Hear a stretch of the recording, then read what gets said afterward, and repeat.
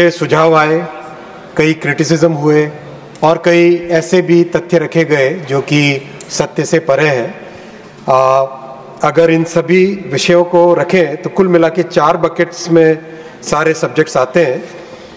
कई मान्य सांसदों ने बिल से संबंधित विषय रखे, एम्पावरमेंट, जोन में किस तरह से ज़्यादा पावर हो, स्टेट गवर्नमेंट का क्या रोल होगा, कोऑपरेटिव फेडरलिज्म, इस तरह के विषय रखे।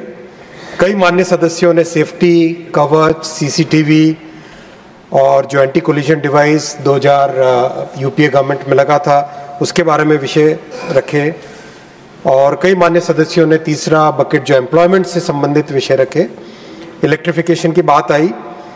ओवरऑल बहुत ही समृद्ध चर्चा रही और मैं सभी मान्य सांसदों को इस समृद्ध चर्चा के लिए धन्यवाद देना चाहूँगा। मैं विशेष धन्यवाद देना चाहूँगा माननीय श्री हम सबके सम्माननीय श्री एच.डी. देवेगौड़ा साहब को। आपने जो आशीर्वाद दिया, आपके आशीर्वचन बहुत ही बहुमूल्य है। बहुत बहुत धन्यवाद आपको।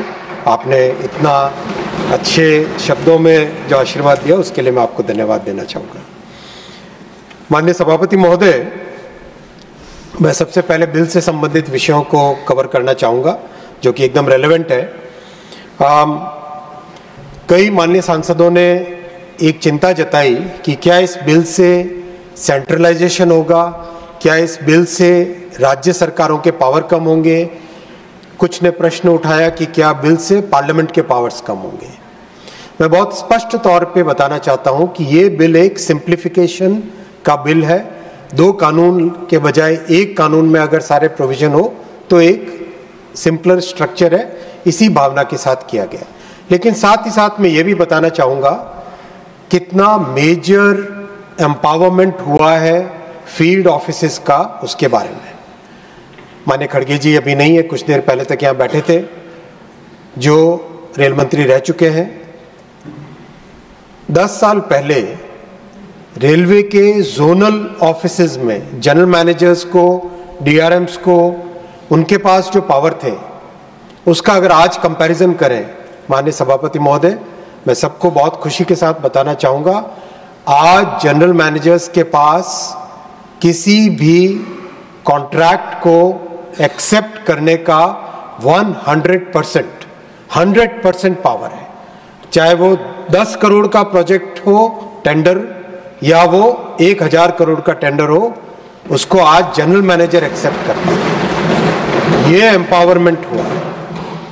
50 करोड़ से कम के प्रोजेक्ट्स को सैंक्शन करने का यानी अप्रूव करने का वो भी पावर जनरल मैनेजर्स को दिया गया है।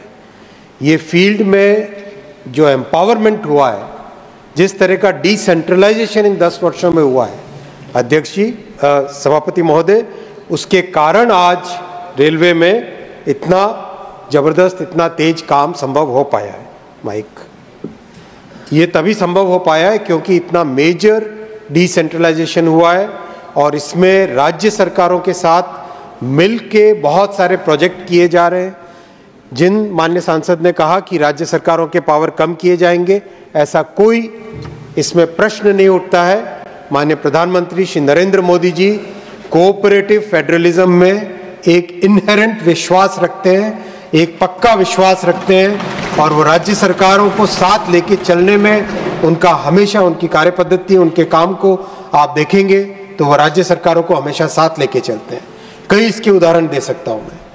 जिन राज्यों में भारतीय जनता पार्टी या एनडीए की सरकार नहीं है, उन राज्यों में भी मान्यवर सभापति जी बहुत अच्छा बजट का एलोकेशन किया गया है। मैं नाम लेके भी बता सकता हूं। केरल में हमारी सरकार नहीं है, लेकिन वहां पर भी मोदी जी ने रेलवे के लिए 3000 करोड़ रुपए का एलोकेशन किया है और यही यूपीए के समय मात्र 372 करोड़ होता था। ये कोऑपरेटिव फेडरलिज्म का बहुत बड़ा उदाहरण है। तमिलनाडु में हमारी सरकार नहीं है, अध्यक्ष जी, वहां पे 6626 करोड़ रुपए का बजट एलोकेट किया है। 870 करोड़, 880 करोड़ होता था। अभी उड़ीसा में हमारी सरकार बनी है, उससे पहले हमारी सरकार नहीं थी, मात्र 800 करोड़ का बजट होता था। यूपीए सरकार के दौरान मोदी जी ने 10,000 करोड़ रुपए का बजट दिया है उड़ीसा में। पश्चिम बंगाल, जहां से इतने कद्दावर रेल मंत्री आते थे, Please, I am please, giving the example of cooperative federalism, 1 second. please. West Bengal में बैठ कर नो, माननीय सभापति जी, प्लीज टेक योर सीट, माननीय सभापति जी, take your seat, not going on record, please, please. माननीय सभापति जी, पश्चिम बंगाल में जहां यूपीए के समय 4,380 करोड़ का बजट होता था, वहां आज 13,955 करोड़ रुपए।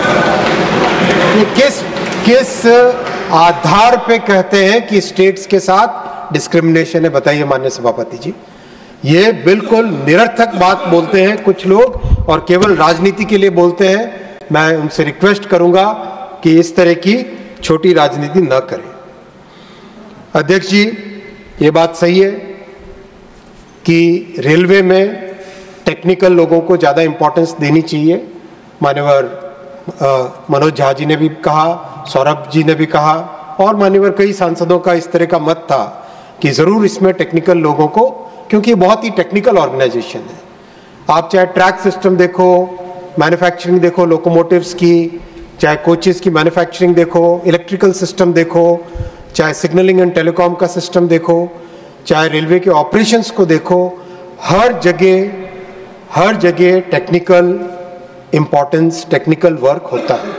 इसीलिए माननीय प्रधानमंत्री जी ने एक विशेष निर्णय लेके गति शक्ति विश्वविद्यालय के नाम से एक बहुत ही महत्वपूर्ण सेंट्रल यूनिवर्सिटी बनाई है, जिससे कि रेलवे के टेक्निकल सब्जेक्ट्स के बारे में रिसर्च हो सके, ट्रेनिंग हो सके और अच्छे से अच्छे ट्रेंड लोगों को रेलवे में ज़्यादा से ज़्यादा लाया जा सके। ये उस महत्वपूर्ण निर्णय का परिणाम है कि आज रेलवे में एक नया कॉन्फिडेंस आ रहा है, एक नए तरीके से काम करने की पद्धति आ रही है।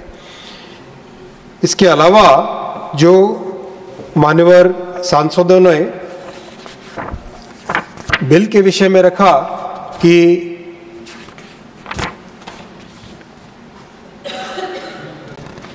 बहुत मेरे ख्याल से किसी ने कहा कि बहुत बड़ा रिफॉर्म की अपॉर्चुनिटी थी और इस बिल के माध्यम से रिफॉर्म किया जा सकता था।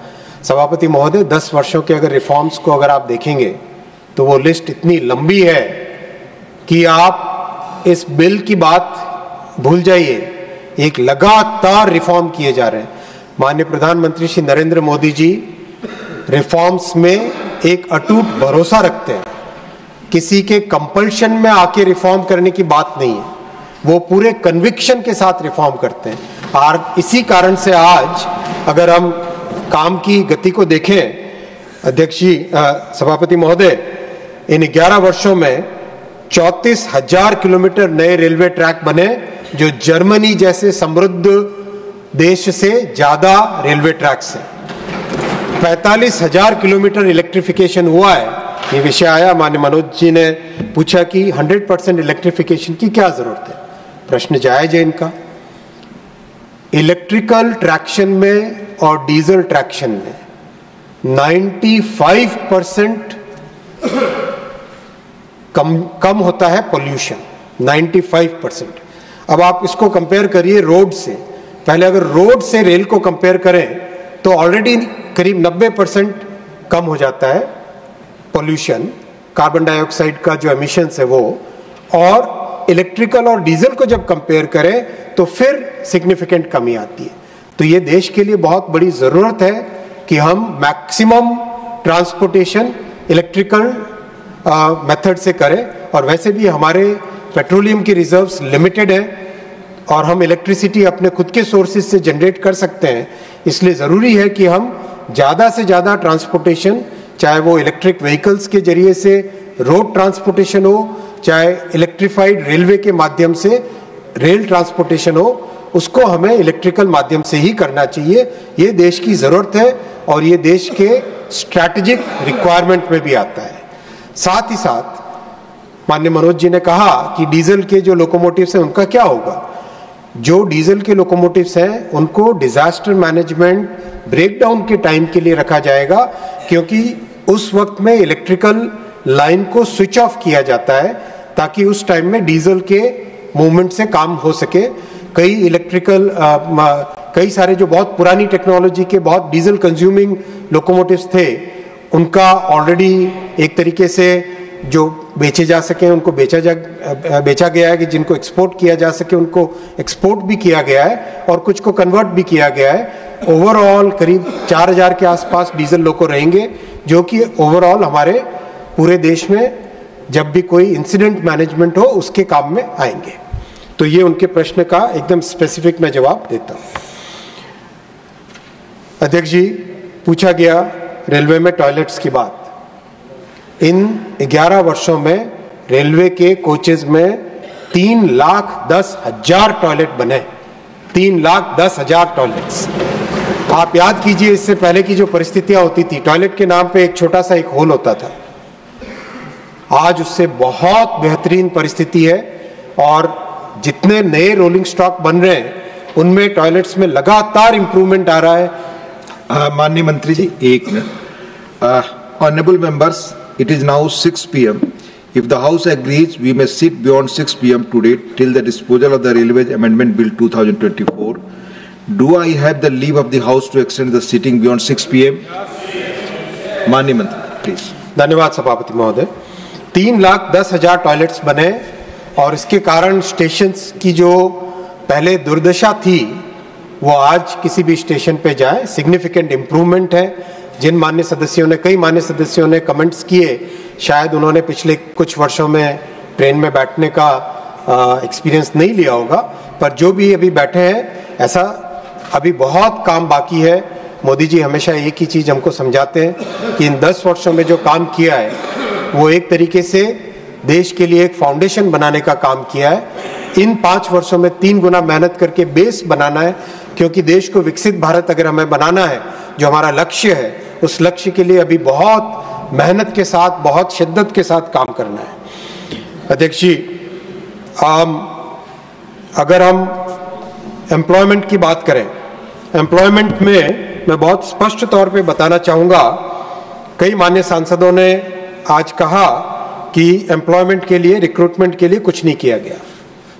मैं सबके नाम इंडिविजुअली सबके मैंने नोट्स रखे हैं, लेकिन आपको मैं बताना चाहूंगा कि यूपीए की सरकार में जहां 4,11,000 लोगों को रोजगार दिया गया था रेलवे में, एनडीए की सरकार में 5,02,000 लोगों को रोजगार दिया गया। और अध्यक्ष जी, जो एग्जाम कराए गए, अभी हाल ही में 2 एग्जाम कंप्लीट हुए। रामजी लाल सुमन जी नहीं है, वो कहते हैं कि एग्जाम ही नहीं हुए, शायद वो परिस्थितियों से वाकिफ नहीं है, उनकी टीम ने उनको ब्रीफ नहीं किया होगा।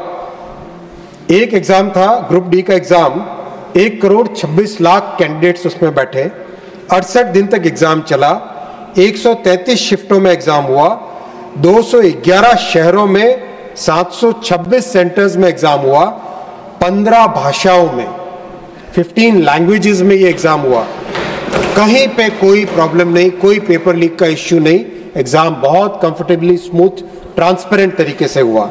दूसरा एग्जाम एनटीपीसी का एग्जाम, एनटीपीसी यानी नॉन टेक्निकल पॉपुलर कैटेगरीज, 1,11,00,000 लोग कैंडिडेट्स थे, 33 डेज तक एग्जाम चला, 99 शिफ्ट्स में, 191 सिटीज में, 551 सेंटर्स में, 15 लैंग्वेजेस में, एब्सोल्युटली स्मूथ, एब्सोल्युटली ट्रांसपेरेंट। अभी हाल ही में एएलपी असिस्टेंट लोको पायलट का एग्जाम कंप्लीट हुआ, 18,40,000 कैंडिडेट्स थे उसमें, 5 दिन तक एग्जाम, 15 शिफ्टों में, 156 शहरों में चला, 346 सेंटर्स में, 15 लैंग्वेजेस में, एब्सोल्युटली स्मूथ। इस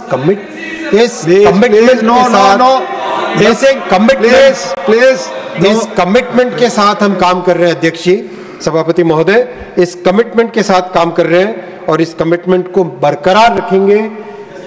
कंप्लीट फोकस के साथ रेलवे के एम्प्लॉइज की ट्रेनिंग, कैपेसिटी बिल्डिंग की बात भी आई।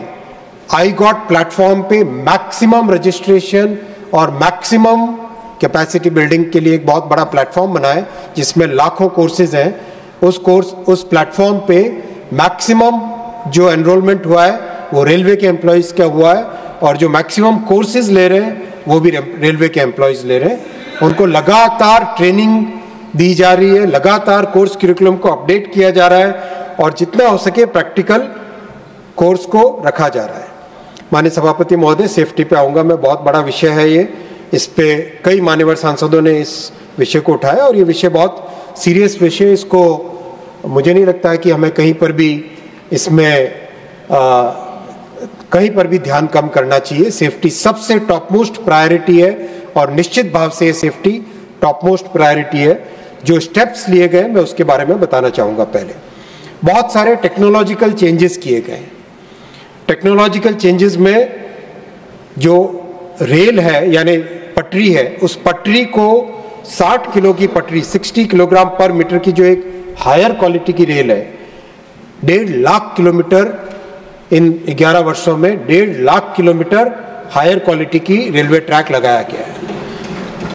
पटरियों के बीच में अगर वेल्डिंग होती है तो वो वेल्डिंग जॉइंट जो पॉइंट है, वो जॉइंट का पॉइंट वहां पे वल्नरेबल होता है। उसको वल्नरेबिलिटी को कम करने के लिए लॉन्गर रेल पैनल यानी 260 मीटर का रेल पैनल 76,000 किलोमीटर के लॉन्गर रेल पैनल लगाए गए, जो कि यूपीए के समय से 7 गुना अधिक है।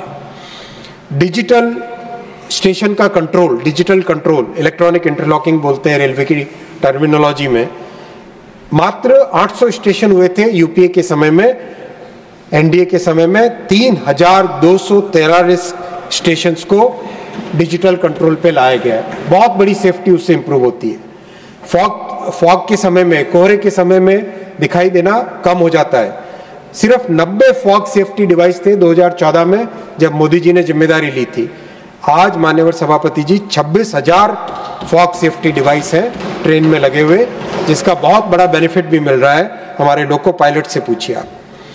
थिक वेब स्विच, रेलवे का जो रेलवे की पटरी को अगर हम देखें, उसमें बीच में एक वेब होता है जो कि दोनों ऊपर और नीचे वाले हिस्से को जोड़ता हुआ है। उसको अगर थोड़ा सा हम चौड़ा करें, मोटा करें, तो पटरी की स्ट्रेंथ बहुत बढ़ जाती है। थिक वेब स्विच कहते हैं उसको। थिक वेब स्विच 2014 तक नील थे, नील, 0। आज 27,000 थिक वेब स्विच लग चुके हैं पूरे railway system. Better maintenance practices, पहला बेटर टेक्नोलॉजी लाना, दूसरा बेटर मेंटेनेंस प्रैक्टिसेस।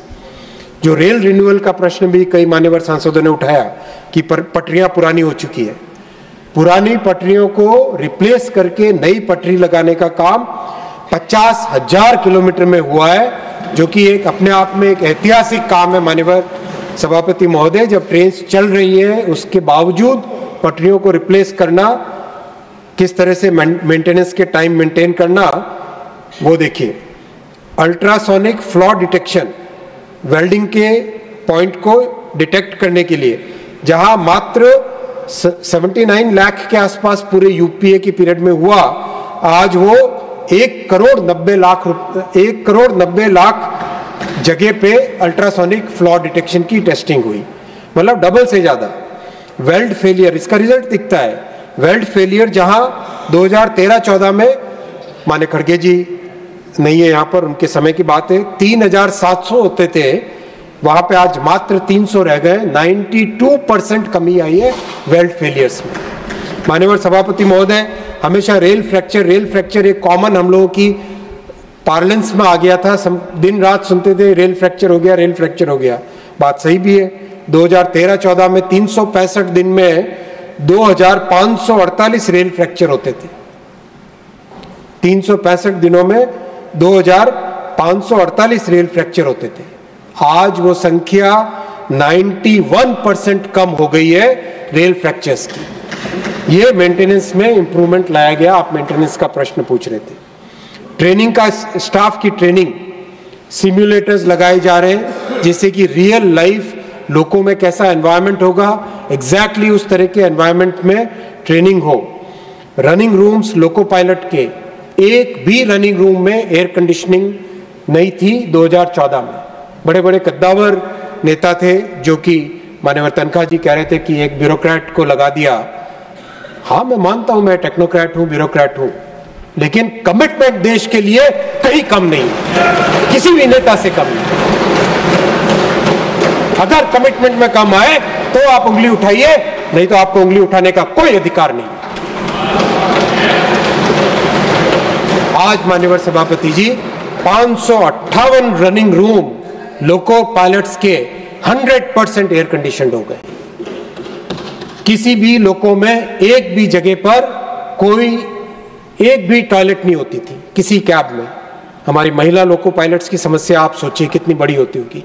आज 50% लोकोमोटिव्स में टॉयलेट्स की व्यवस्था कर दी गई है और जितने नए लोकोमोटिव्स बन रहे हैं, अभी मैं दाहोद में लोको देख के आया जो नए जनरेशन का लोकोमोटिव बन रहा है, आप विश्वास नहीं करेंगे, लोकोमोटिव ऐसा है जैसा कोई कंप्यूटर सेंटर होता है, जैसा कोई डेटा सेंटर होता है, उस तरह का लोकोमोटिव, एकदम नई जनरेशन का, नई टेक्नोलॉजी का, और इतनी अच्छी टॉयलेट उसमें, वो भी टॉयलेट भी फुल्ली इंटरलॉक लोको के पूरे कंट्रोल सिस्टम के साथ।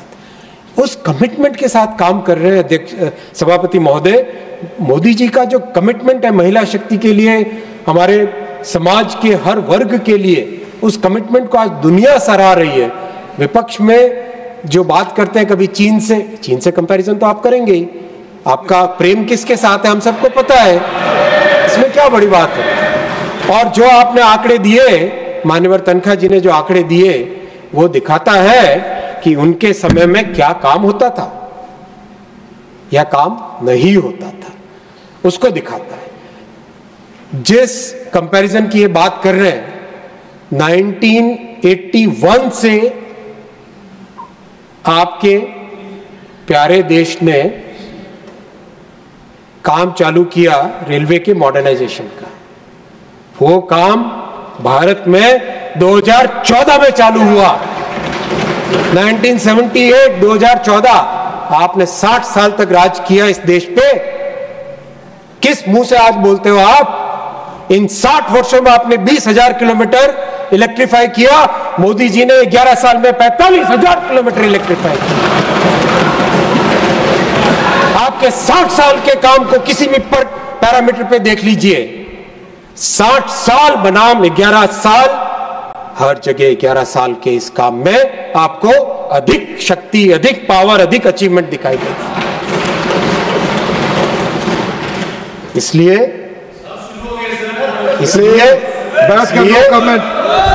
बैठ कर नो कमेंट प्लीज। आप बोले इसलिए प्लीज नॉट अलाउड। थोड़ा सा ध्यान सिर्फ माननीय मंत्री जी की बात रिकॉर्ड पे जा रही है, आप बोले प्लीज। थोड़ा सा ध्यान अपने देश पर भी दे दीजिए तो बहुत भला होगा, आपका भी और देश का भी। माननीय अध्यक्ष जी, सेफ्टी में जो बहुत बड़ा एक कंट्रीब्यूशन होता था एक्सीडेंट्स का, वो था लेवल क्रॉसिंग्स का। बहुत सारे लेवल क्रॉसिंग, करीब 9,000 के आसपास थे, जहां पे लेवल क्रॉसिंग है लेकिन वहां पर न तो कोई व्यक्ति रखा गया था, न कोई टेक्नोलॉजी रखी गई थी। मैं बहुत खुशी के साथ आपको बताना चाहूंगा कि 9,000 के 9,000 अनमैन्ड लेवल क्रॉसिंग्स को कंप्लीटली एलिमिनेट कर दिया गया है। और आज जो भी लेवल क्रॉसिंग है वहां पर या तो व्यक्ति है, या अंडरपास बना दिया गया है, या फिर फ्लाईओवर बना दिया गया है, जिससे कि उस एक्सीडेंट की एक बहुत बड़ी जड़ से समाप्त किया जा सके। अध्यक्ष जी, जो LHB कोचेज है, पुरानी एक 1960s की 1950s की टेक्नोलॉजी थी ICF कोचेज की, उसकी जगह LHB कोचेज लगाना देश के लिए एक बहुत इंपॉर्टेंट काम था। 1990 में ये टेक्नोलॉजी आई, लेकिन 1990 से 2014 तक बहुत धीमी गति से काम हुआ। मात्र 2,300 LHB कोचेज थे। इन 10 वर्षों में, इन 11 वर्षों में 41,000 LHB कोचेज का मैन्युफैक्चरिंग किया गया, 17 गुने ज्यादा। ऐसा जो कहते हैं कि अध्यक्ष जी, केवल सेफ्टी का नाम लेने से नहीं होता है, पूरा एक एक फैक्टर पे जाके डिटेल्ड एनालिसिस करके उसके रूट कॉज में जाके उसको सॉल्व करना पड़ता है, तभी जाके सेफ्टी एनहांस हो सकती है। और वही किया गया है। सेफ्टी पे मात्र 8-10 हजार करोड़ का खर्चा होता था, पहले इन्वेस्टमेंट होता था यूपीए के समय में। आज 1,14,000 करोड़ रुपए का सेफ्टी पे इन्वेस्टमेंट है। कोई रेल सेफ्टी फंड के बारे में बात कर रहे थे, तब माननीय सभापति महोदय 2,000-4,000 करोड़ का अगर रेल सेफ्टी फंड बना देते थे तो उसी में लोग खुश हो जाते थे, तालियां बजवा लेते थे इस सदन में। आज मोदी जी 1 लाख करोड़ से ज्यादा का हर साल सेफ्टी पे इन्वेस्टमेंट कर रहे हैं और उसका रिजल्ट भी दिखाई दे रहा है। आज रिजल्ट मैं नहीं कहता कि ये पड़ाव आ गया है, ये पड़ाव नहीं है, ये केवल जर्नी है। अभी भी 171 एनुअल एक्सीडेंट्स जो होते थे, 171 एवरेज था, उससे कम होके आज 30 पे आ गए, 30 पे आ गए। अरे भाई आज इस साल तो आज इस लेवल पे आने के बावजूद भी हम सेटिस्फाइड नहीं है। हमें और भी इसमें प्रयास करने हैं और इसमें हर एक फैक्टर में हमें रूट कॉज में जाके रूट कॉज को ही सॉल्व करना है। केवल लीपापोती से काम नहीं होता जैसा कि आपके टाइम में करते थे। आज हमें रूट कॉज में जाके सॉल्व करना पड़ेगा। बात कवच की आई और एंटी कोलिजन डिवाइस की बात तीन मान्य सांसदों ने की। मैं फिर इसको कहता हूं, उसको पॉलिटिक्स से ऊपर उठ के देखें आप।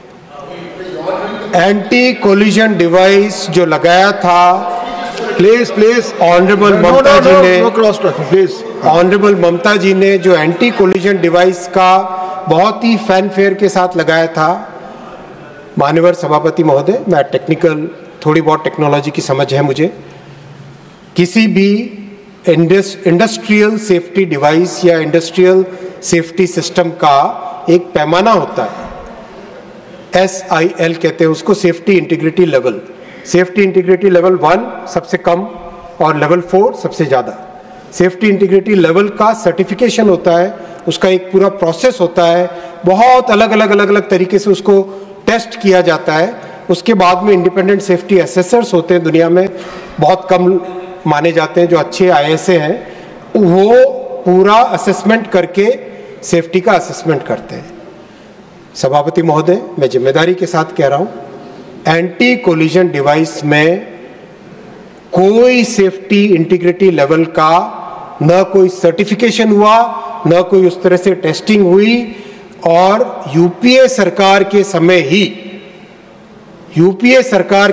ही अपने ही इनके समय ही जो लगाए गए ACD को, एंटी कोलिजन डिवाइस को ऑफिशियली फेलियर करार किया गया और जितने लगाए गए थे उन सबको भी रिमूव करने का फैसला लिया गया 2012 में। मैं आशा करता हूं कि आज के बाद में हमारे TMC के सांसद कभी ACD का नाम न ले, क्योंकि उनके ही समय में ये लगाया घोषणाओं के साथ और उनके ही समय में फेलियर घोषित हुआ। मोदी जी ने 2016 में कवच के डेवलपमेंट को कंप्लीट किया। 2016 से 2019 के बीच में इसका सर्टिफिकेशन का प्रोसेस चला। SIL 4 सेफ्टी इंटीग्रिटी लेवल 4 जो कि हाईएस्ट लेवल होता है सेफ्टी का, उस लेवल का सर्टिफिकेट लेने में 3 साल लगे। डिस्पाइट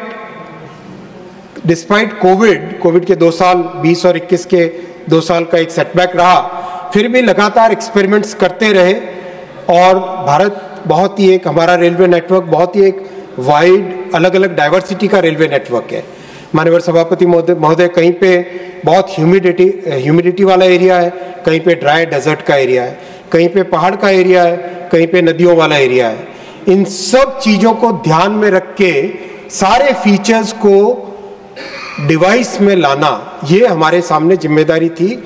उस जिम्मेदारी को पूरा किया। 2021 से लेके 2024 के बीच में 3 साल लगे। हर तरह के फीचर्स हर पर्टिकुलर सिचुएशन में उसको टेस्ट किया और 16 जुलाई 2024 को कवच का वर्जन 4.0 फाइनली RDSO ने अप्रूव किया और अब 10,000 लोकोमोटिव एक साथ ऑर्डर टेंडर निकल चुका है, ऑर्डर्स प्लेस किए जा चुके हैं और 15,000 किलोमीटर का एक साथ काम इस पे कवच का चल रहा है।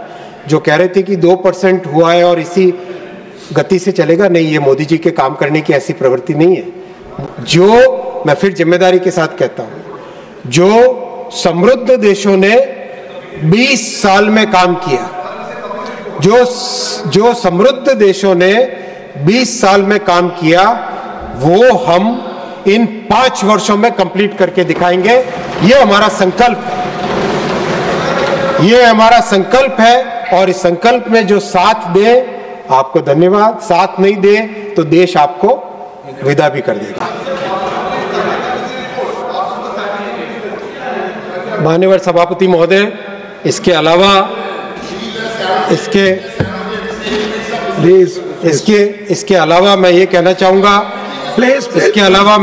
चाहूंगा कि जो नई दिल्ली का दुखद इंसिडेंट हुआ है, उसकी भी जांच चल रही है। कई मान्यवर सांसदों ने इसका विषय उठाया, मैं इसमें नहीं बोलना चाहूंगा। मैं केवल, मेरे बहुत अच्छे मित्र श्री मनोज झा जी हैं, आज मुझे बड़ा दुख हुआ जब इन्होंने कहा कि आपने बात को छुपाने के लिए सीसीटीवी का कैमरा बंद कर दिया।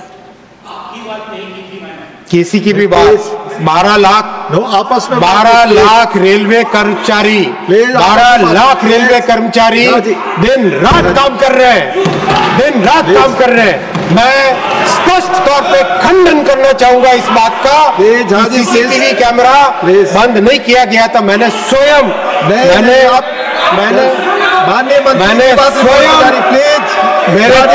मेरे पास सीसीटीवी कैमरा की फुटेज खुद के पास है, मैंने स्वयं देखी है।